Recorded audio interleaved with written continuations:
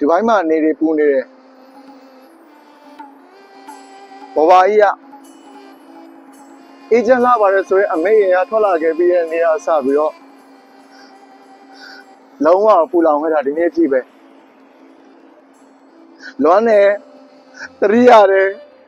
ကျွန်တော်ချစ်တဲ့ရေကျွန်တော်ချစ်တဲ့မြေကိုကျွန်တော်လွမ်းနေရှင်နဲ့အသေးသေးကလွမ်းနေနေတိုင်းကြည်ပြင်းခဲ့တဲ့ဒလားမျိုးကြီးကိုလွမ်းနေဖျားစီတွေပထူးတွေပေါ်များနေပြီးတော့သာသနာရောင်ဝလင်းလက်နေတဲ့တိုင်းပြည်ကိုကျွန်တော်လွမ်းနေစပားတောင်လို့ပေါ့စံကိုစေယုံမီးလုံလို့ရတဲ့နိုင်ငံကိုကျွန်တော်လွမ်းနေတွေ့မိတိုင်းအသင်းနာတဲ့အမျိုးပါဆဲတင်ပေါ်လေ